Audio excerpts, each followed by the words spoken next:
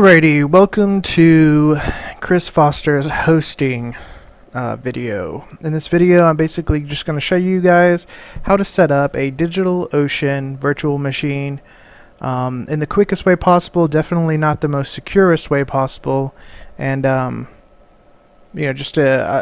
virtual machine will basically be an entire operating system that will be hosted remotely out on the internet, and it'll you can host multiple websites from this virtual machine.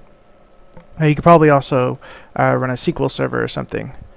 So I'm gonna have notes in the bottom of the video.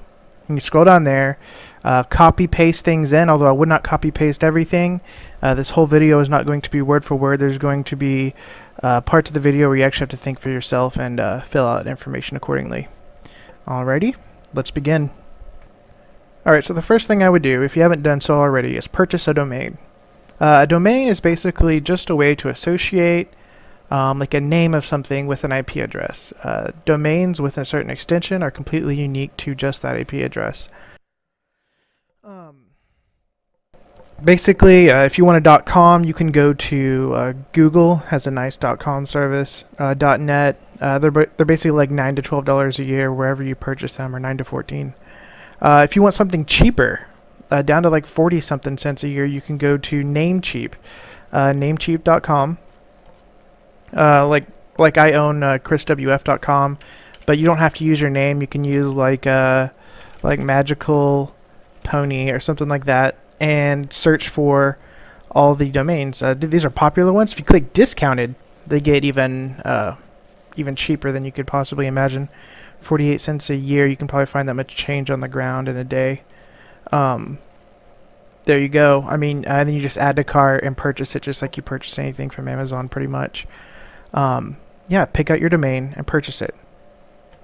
The next thing we're going to do is we're going to set up the name servers for DigitalOcean, this web application and this hosting service.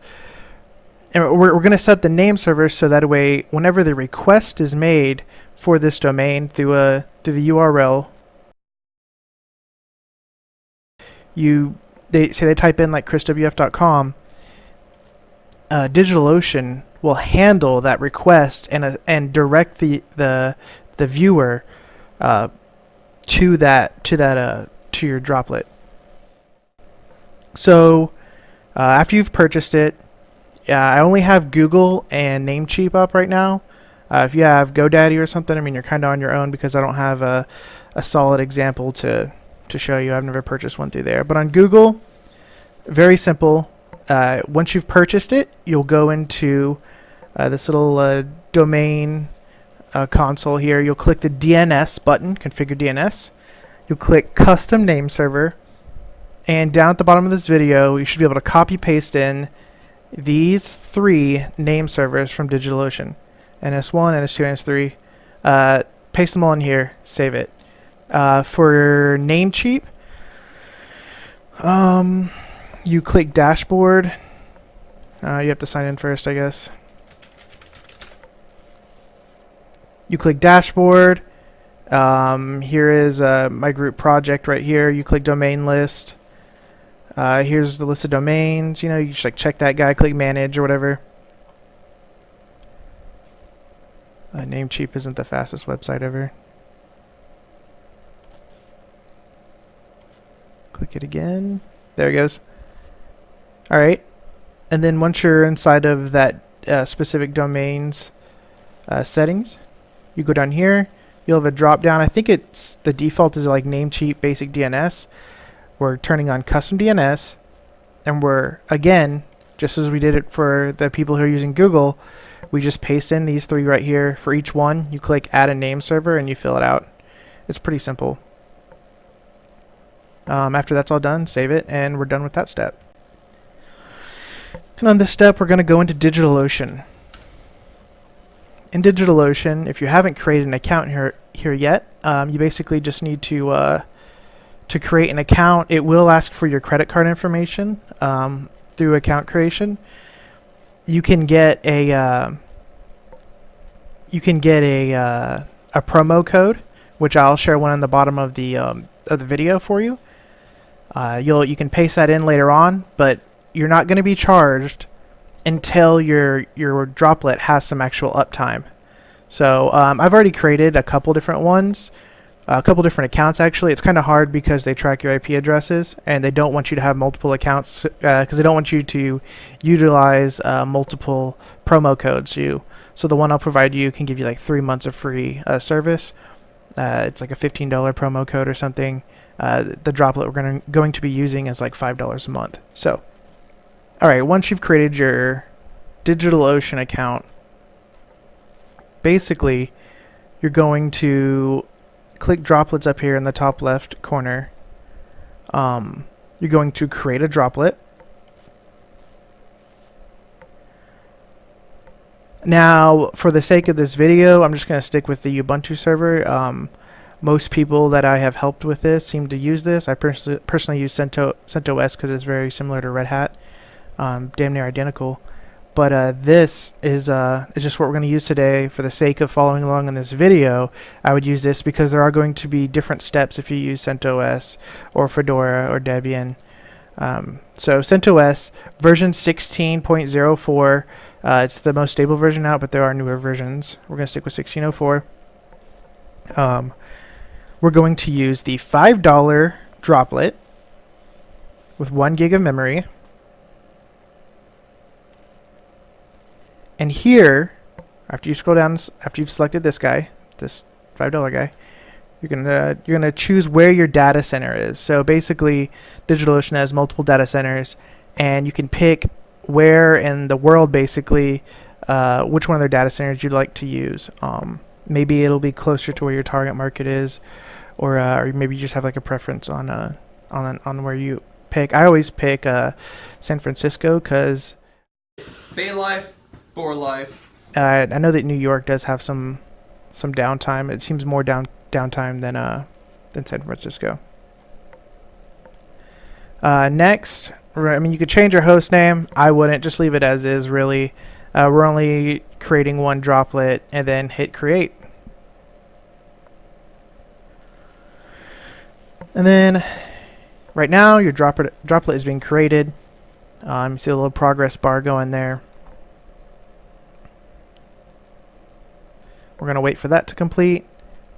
And when that's done, after your Droplet is complete and it's been all set up, I don't know if you're going to be on this screen, but basically click the Droplets link here at the top left corner of the screen. You want to be on a screen that looks like this with this More button over here on the right. Click More, click Add a Domain. Now what you're going to do is you're going to type in the domain that you just purchased with Namecheap, Google, or GoDaddy, whatever you used. You're going to type it here, and then just the extension. Do not type a subdomain here. A subdomain would be www, for example, or something else. Just the domain. So for example, if I bought chriswf.com, I would type chriswf.com here. Just the regular domain, and then the extension. You know, if it was chriswf.help, that's all I would put right here. Sure, we'll throw that in for now.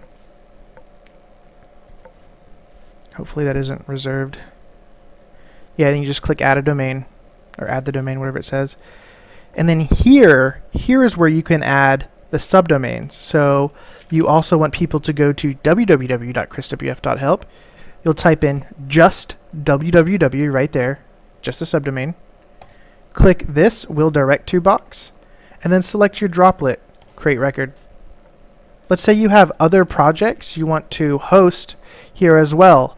For example, I have dream.chriswf.com. This is my solo project when I went to Dev Mountain. Basically, I would just type dream right here, and then you can see down below, this is what the full URL would look like. So, again, click the Droplet, click create record. Below you can see that people can navigate to chriswf.com, www.chriswf.com, dream.chriswf.com. Maybe I'll make a to-do app or a list or something. List, create. And in this next step, we're going to open our email, and we should have an email from DigitalOcean. Basically, they're going to tell us that the droplet has been created with this host name. Unless you modified it, it'll look probably something like this. With this IP address, your root user, the main user of the entire virtual machine, and that root user's password. I don't care if you guys have this password because I'm about to change it. But your password will be unique for you. Next thing we're going to do is we're going to open up a git bash window. Once you have your git bash window open, or your Mac's terminal/console, basically you're going to run a command called SSH. You're going to establish a secure shell connection to your DigitalOcean's Droplet. It's a method of running console commands from your laptop or your computer at home, allowing you to run commands through the server that is remote in a very secure manner.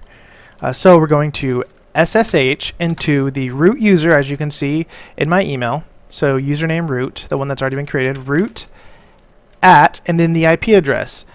Not my IP address, your IP address there in your own email. Mine is 138.197. Whoops, I can't type. 197. Let's see here. 213 and 5. And then now it's asking for the password. I have problems pasting passwords in Git Bash. However, Mac users, you can just right-click paste. But this password inside your email, type it in, or paste it in, whatever works for you. Do note that as you type it in or paste it in, you're not going to get a character count. For security purposes, it doesn't give you a character count, not even in stars, because if someone was to look over your shoulder and they see a character count, they would know that their brute force attack only has to go through passwords of 16 characters long. It would take much less time for them to figure out your password. So we're going to type it in, which is kind of tricky because you don't really see that anything's happening as you type it in. But so I'm just going to type it in manually.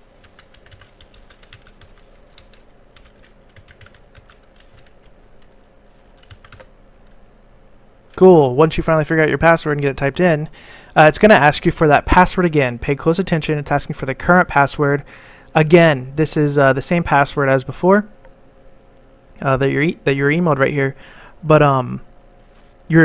what it's doing now is it's going to have you change your password. So we're going to say the current password is still DC58C1 EE84B3668 EAEF013E.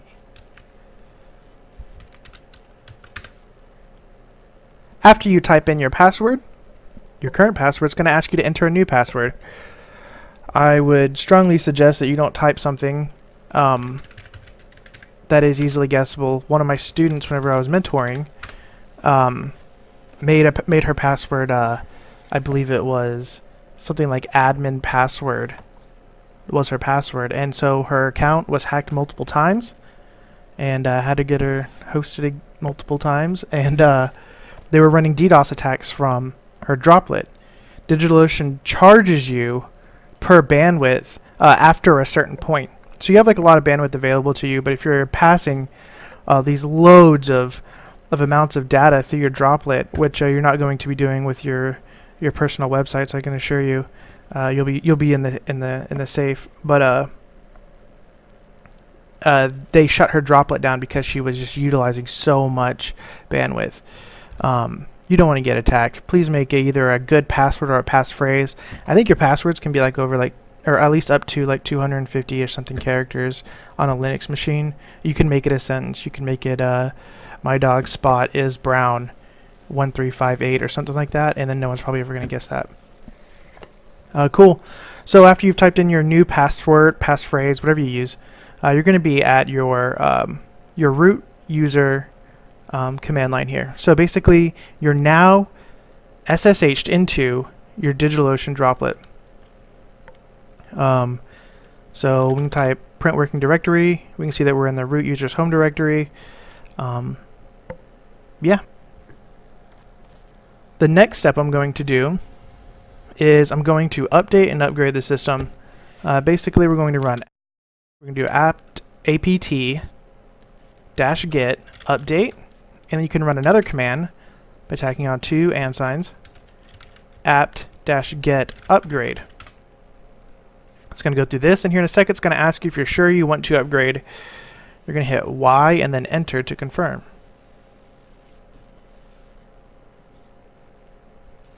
And then here it is, the prompt. Are you sure you want to continue? Y, enter, confirm.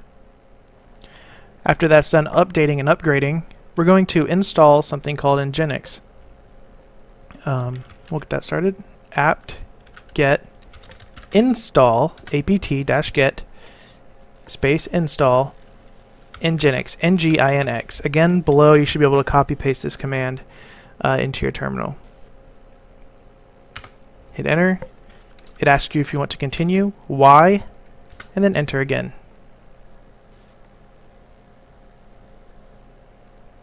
Now nginx is going to basically listen on port 80 or port 443 if you set up HTTPS.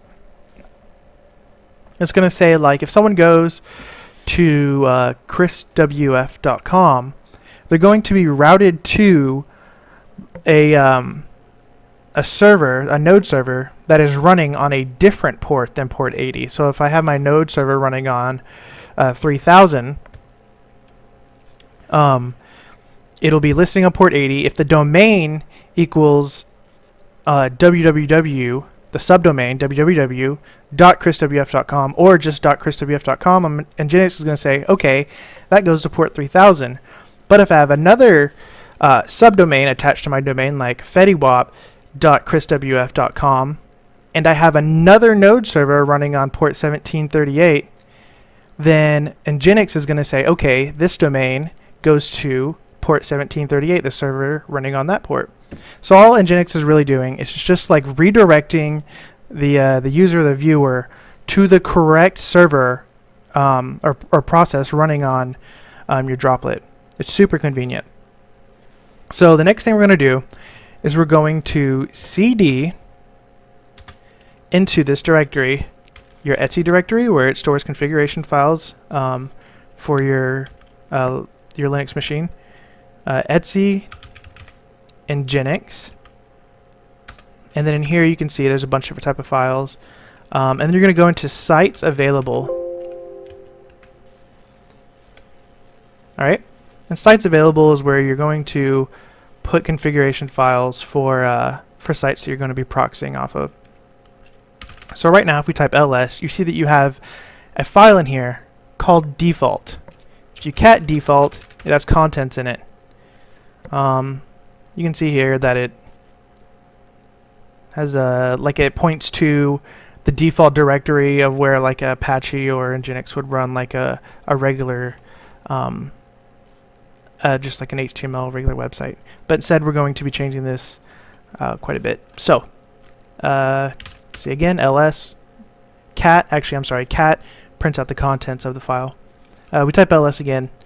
So we see the default file here. Before we ever modify anything on a droplet, we want to back it up. So we're going to mv. Mv is how you can rename things on a Linux or Unix machine. Mv default. So you're going to be moving default into the new name of default.backup, or you can call it default.old, or anything you want. I like to call them backup. Default.backup. So we moved it into the new name. And then now, when I type ls, I see the file has been named default.backup. Because we're not going to be utilizing it, but in case we ever want to fall back on the default settings, we have it available. And now we're going to either vim or nano a new default file up and configure it accordingly to get everything all set up. So vim default.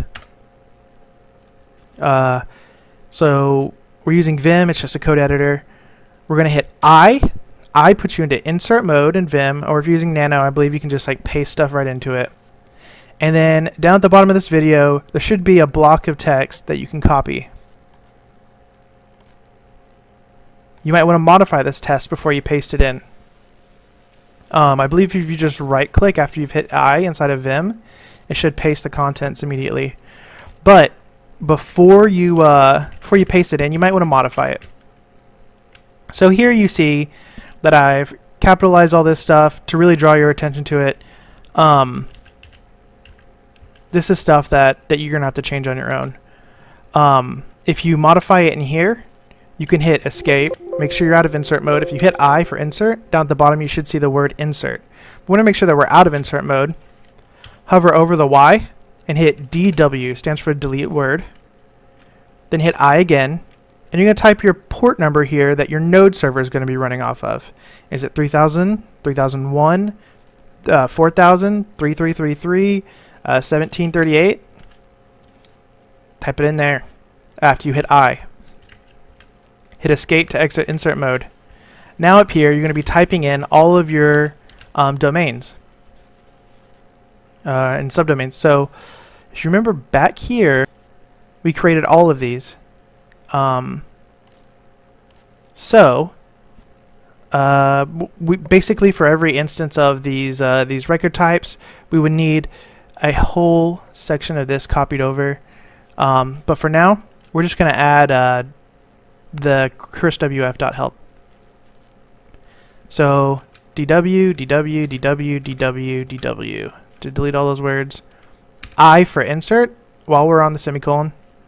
We're going to type www.chriswf.com or whatever your website is, space chriswf.com. So what's happening here is that nginx is listening on port 80. Any request coming into that domain right here on that port, nginx is going to say, oh hey, yeah, I'll handle that. And if you're coming in with a request on these two domain names, chriswf.com or chriswf.com with the subdomain www, it's going to send you to 1738, the service running on that port. If I had another project that I wanted to add here as well, I can hit A. It's like insert, but it goes to the next character after the thing that you're on. Hit enter. Paste that guy in again. Hit escape. Find my little cursor thing here. All right, and then I'm going to DW to delete that. 3333. Just pretend making another website available on my droplet here. DW, DW, DW, DW, DW. And again, now I'm going to add list.chriswf.com. I can't use www here because it's already being utilized above. So list.chriswf.com. If someone browses list.chriswf.com, it'll navigate them to my project being ran on port 3333. Cool. Escape. Now you're going to type :WQ. See it's down at the bottom? This is how you execute a write and quit command. Hit enter. Now you're back to this screen. If you were to cat, print out the contents of that default file, you'll see all that stuff that you just pasted in there. Super cool. Now you can, and you should, restart the nginx service. To do so, you type systemctl restart nginx. If you don't see any errors right here, that means everything went okay. If you do see errors, chances are you probably forgot a semicolon on the end of one of these two that you modified. You will then back into that file and add the semicolon. That's it. Cool. Next step. Next step, we are going to we're gonna get your project going now. So we're going to cd till the end of the home directory, the little squiggly line there. That's going to take you back to the root user's home directory. It's just called /root. After that, you can we're going to go ahead and get a npm installed. Most of the time, these droplets don't come with npm set up correctly. But what we're going to do is we're going to use something called curl to reach out on the internet using a URL and download content and save it into a file. Down below this video, you should be able to copy paste this curl command. So you're going to curl from this source right here, basically saying grab the setup for 8.x. I guess that's like the latest version of Node. and save all the contents into this script file. Okay, now if we cap the content of that script file, or actually I'm sorry, we don't really need to see it, but if we type ls in the directory, we see that the script file has been created. To execute that script file, you just type bash node source. You can hit tab, and then for our autocomplete or command completion, it should finish typing out the rest of the word for you. Command completion is like the best thing on the planet. If you don't know that, you should get in the habit of using it. Anyways, hit enter, and then it runs that script. After the script's done, it's telling you right here, you should go ahead and install Node.js. That's exactly what we're going to do. Since we're the root user, we don't need to run sudo, but if you have created another user, go ahead sudo apt-get install, and we're going to install Node.js. Hit Y to confirm the installation.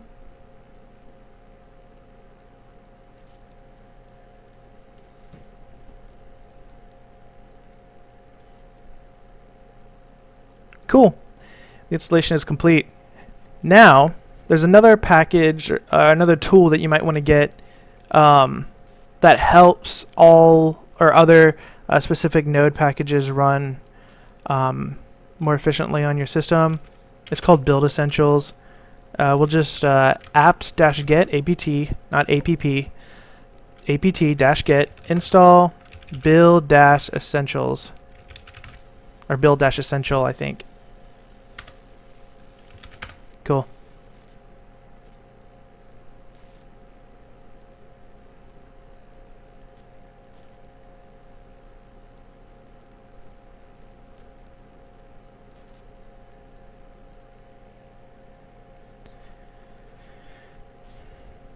Cool, that's done. And now we need something called either PM2 or another process called forever. Basically, what PM2 and forever do is they're like NodeMon, but they're a little stronger. They have more utility behind them. PM2, basically, it's going to continue running after you exit or close this this SSH shell. If you were to run NodeMon and your server index file, and then you close this SSH window, this little console, that NodeMon process is going to shut down. I don't know if you ever noticed, but whenever you run NodeMon from a terminal, it basically hijacks the terminal, and you can't do anything else inside of it really, except for other NodeMon commands like rs to restart the server. So instead of using NodeMon, we use PM2 because PM2 allows it to run in the background as a background process. So what we're going to do is we're going to npm install PM2-G globally.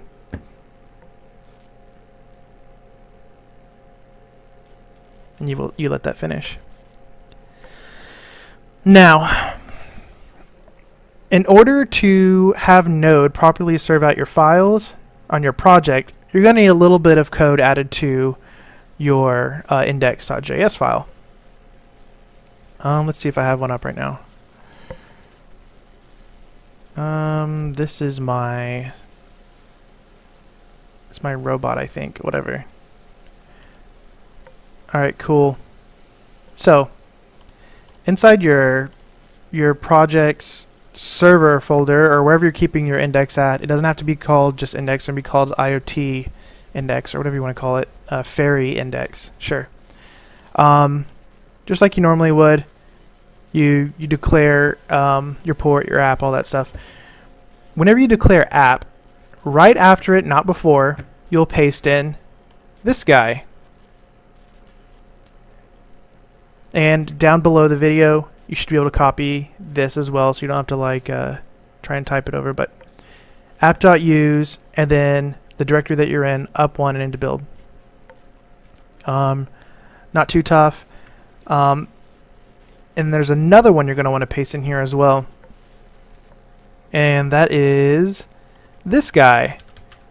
But it's a catch-all, so you have to apply it after your very last, app.get, app.post, all of your endpoints and methods and such. Like if you have one of these right here, something like that, you're going to want to make sure that this guy comes after it right here. Otherwise, it'll catch all of these endpoints right here, or catch, they'll fire off before all of those endpoints fire off. So make sure it goes right above your server listen, basically. Directly above it, nothing in between them. That's just the safest spot for it. Cool. After you do that, you can push your code up to GitHub. And just a refresher, to push your code up to GitHub, you do git add dot. You can join commands together by dropping in 2 little and signs. Git commit -m for hosting. Oops. And git push origin master. You will run that from a terminal that you are not SSH'd into your Droplet on, because you want to run it in an environment where you're on your Mac or your laptop or whatever you're using. So that way you can push this project that's saved locally here on your machine up to GitHub. Now back on the server, again you'll see root at Ubuntu blah blah blah. This is how you'll know you're probably on your Droplet. You're going to git clone your project into your home directory. So in your home directory, you'll see that thing that we created earlier to install npm. We can just git clone and then the URL to your project, just as you clone anything else. Let's see here, GitHub.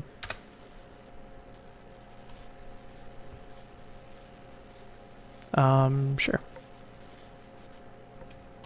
Copy it.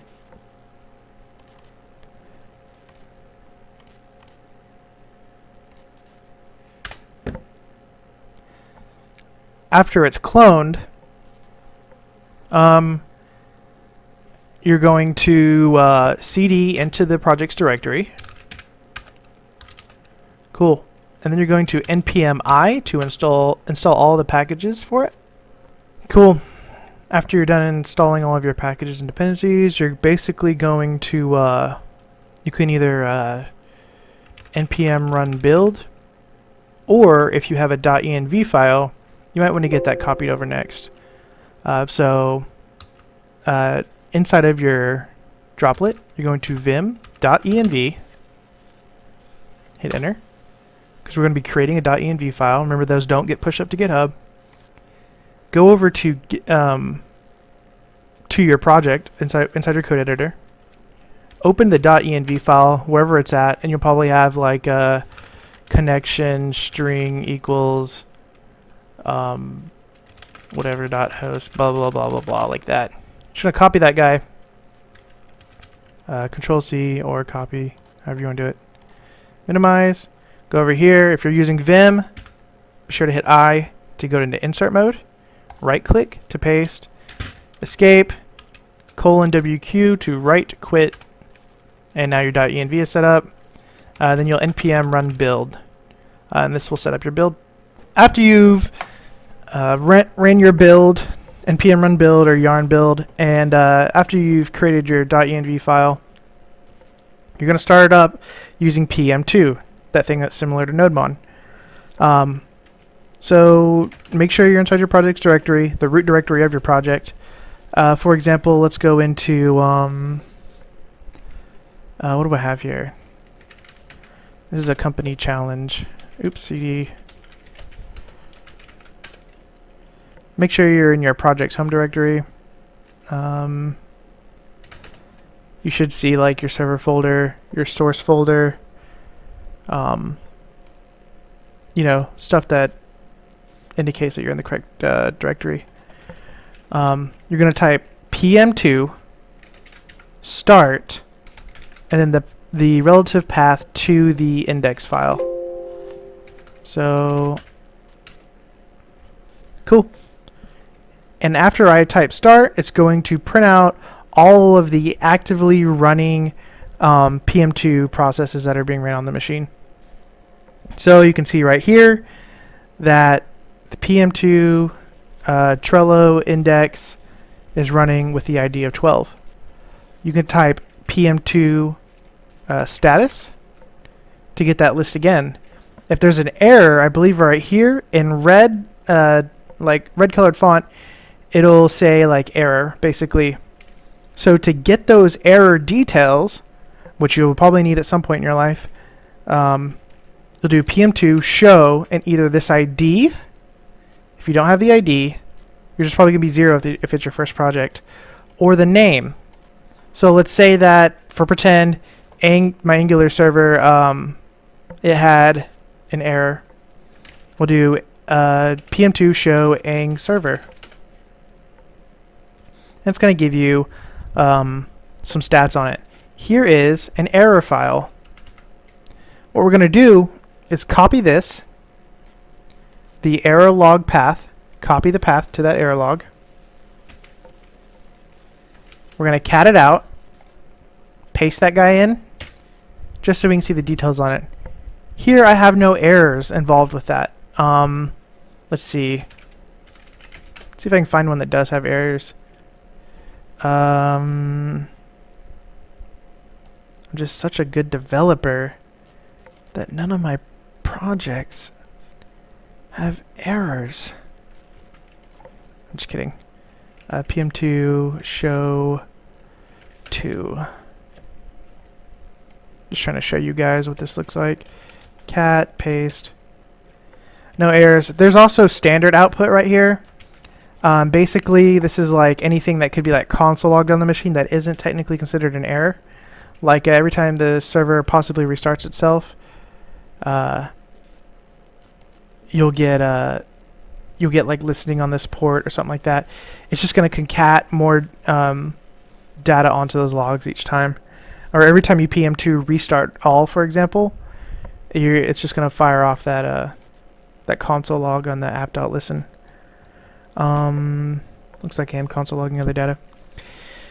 Anyways, so at this point, if your DNS settings that we did inside of Google or Namecheap, those name servers that we had to enter in there, if those have gone through yet, sometimes they take like maybe up to like 24 hours or so. If those have gone through, technically you should be able to browse your website now. If you're getting errors, like an nginx error or a or any other type of error, chances are that either the domain set the name servers haven't registered yet with the website that you bought them through. So like if I went into Google Domains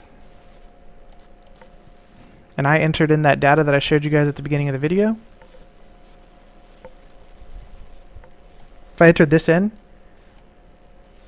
and that hasn't gone through yet on Google's side, and all the transitions that have to happen in play there to make everything work correctly, if it's not done yet, which it takes a while, you might not be able to browse your website. But if you can, good, you made it. If not, you might have to go back into here and cat those logs out. Read the error logs, the index-error-2, and see why. Start at the top, I believe, actually.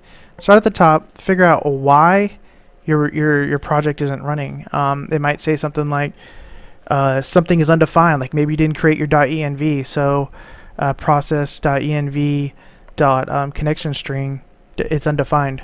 You know, well then you gotta copy your .env contents over, or maybe an image is missing or something. Who knows?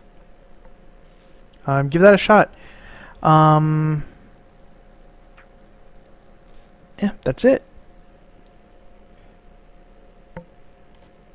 If you have any questions at all, you might be able to drop them in the YouTube channel here, or message me on Slack, or send me an email at chriswfoster@gmail.com. I also have a contact form, I think, on one of my websites. This website's still under construction, but yeah, you could drop me a message right here, and this goes straight to my inbox with a little like colored icon, like a little exclamation point, so I know it's a you know, maybe a job prospect or something coming from here. So yeah, yeah, drop me a message however you want, and I'll do my best to help you out.